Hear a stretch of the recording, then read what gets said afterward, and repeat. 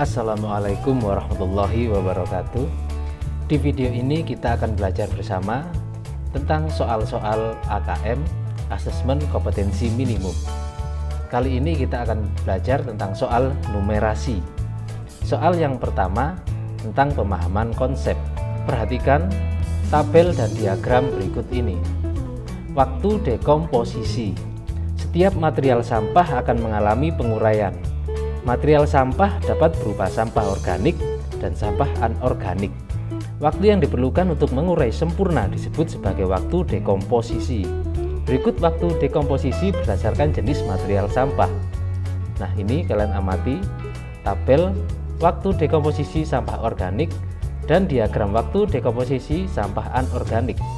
Ada tabel dan ada diagram batang. Pertanyaannya atau soalnya, sampah anorganik lebih lama terurai dibandingkan dengan sampah organik. Waktu dekomposisi popok sekali pakai lebih lama dari plastik, namun kurang dari kulit sintetis. Berapa waktu dekomposisi yang mungkin dari popok sekali pakai? Pilihannya A.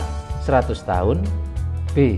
250 tahun, C. 375 tahun, D. 475 tahun, atau E. 575 tahun. Nah, dari soal ini kalian bisa mengamati diagram tabelnya, kalian amati, kalian analisa dan dipahami.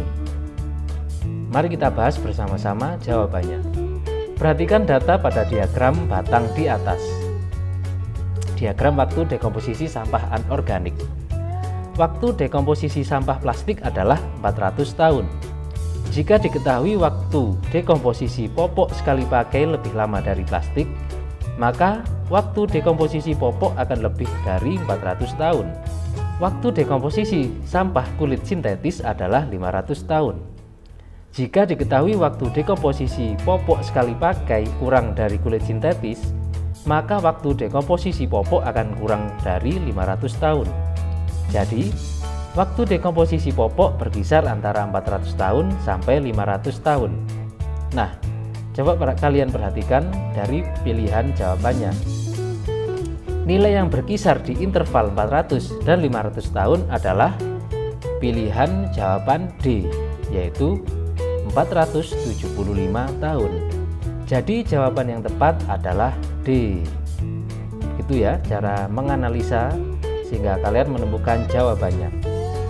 Berikutnya soal nomor 2, aplikasi konsep. Perhatikan lagi tabel waktu dekomposisi sampah organik. Material organik, waktu dekomposisi. Kulit pisang, waktu dekomposisinya 6 minggu. Kulit jeruk 5 bulan. Kantong kertas 8 minggu. Sisa apel 2 bulan. Kertas tisu 5 minggu. Dari tabel ini, maka akan muncul diagram seperti ini. Pada diagram batang A, ada kertas tisu dan kantong kertas. Pada diagram B, ada kulit jeruk dan sisa apel. Pertanyaannya, seorang siswa membaca tabel dan diagram di atas. Ia menyatakan selisih waktu dekomposisi pada diagram A sama dengan diagram B. Pernyataan tersebut dikoreksi oleh gurunya. Manakah koreksi yang benar dari guru tersebut? Pilihannya A. Perhatikan jenis material sampah di kedua diagram. B. Perhatikan satuan unit waktu dekomposisi.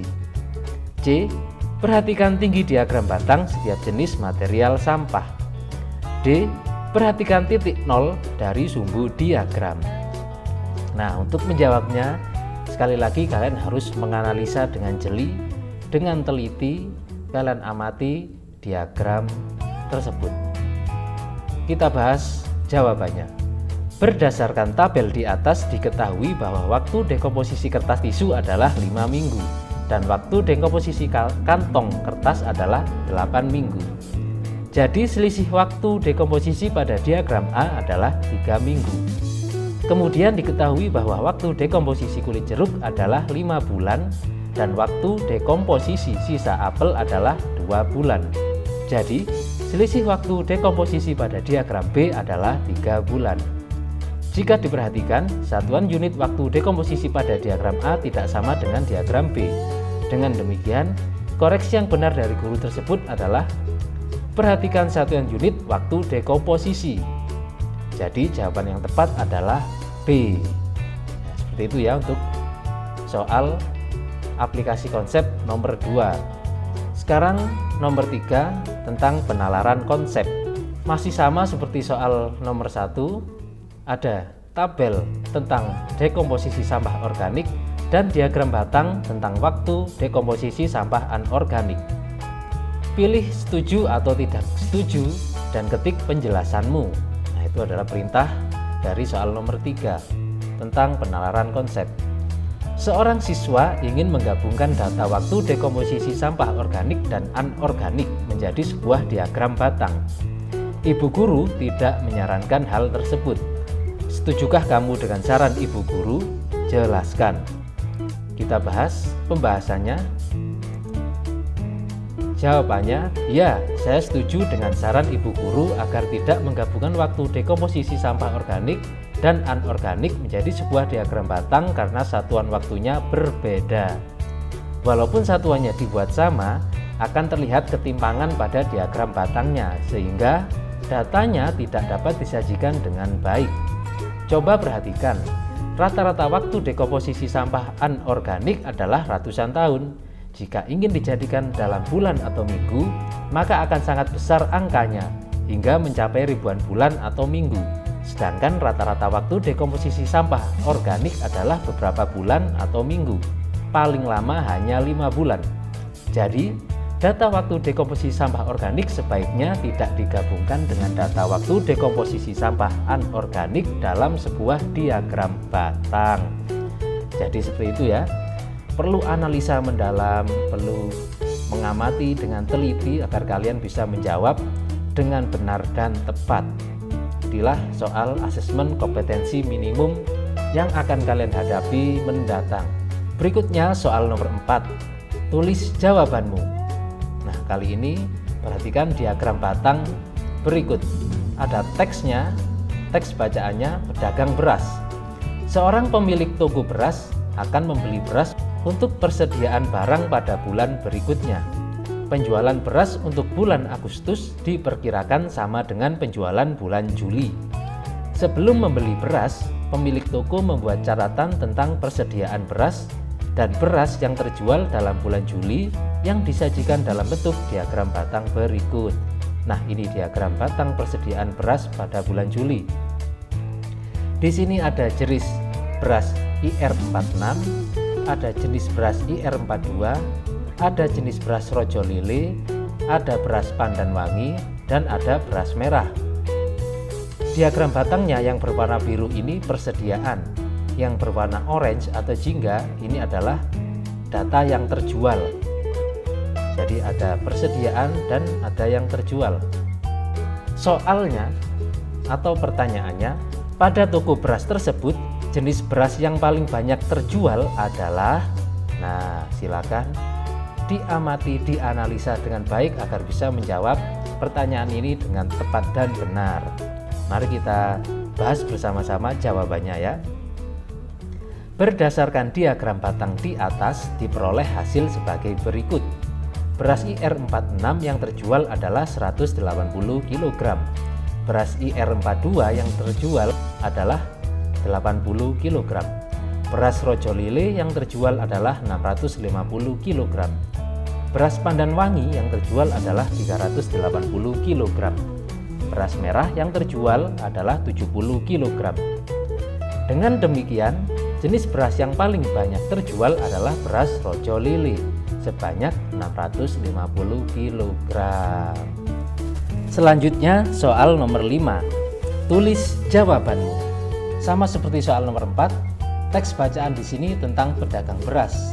Datanya sama dengan soal nomor 4. Pertanyaannya atau soalnya, berdasarkan banyak beras yang terjual, perbandingan paling sederhana antara beras IR46 dan Pandan Wangi adalah. Nah, mari sama-sama kita analisa, kita amati diagram batang ini. Dan kita telaah kita pahami teks bacaan pedagang beras ini. Kira-kira jawabannya apa?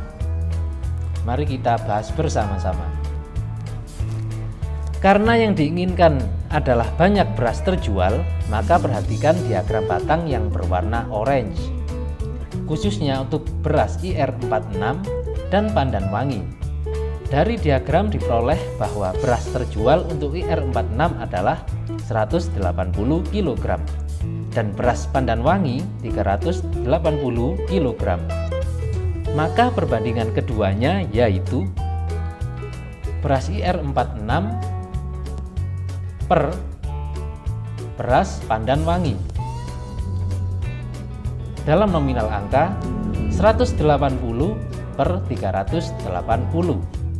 Nah, ini sudah menjadi bentuk pecahan ya. Pecahan tersebut bisa kita sederhanakan dengan membagi dua bilangan dengan angka yang sama. Coba kita bagi dengan angka 20. 180 dibagi 20 sama dengan 9. 380 dibagi 20 sama dengan 19. Jadi hasilnya 9/19. Jadi seperti itu cara menjawabnya. Kalian baca dengan teliti, kalian analisa soalnya sehingga mendapatkan jawaban yang benar dan tepat. Berikutnya soal nomor 6. Mari kita amati gambar jemuran berikut ini. Ada huruf abjad pada beberapa titik sudut jemuran ini.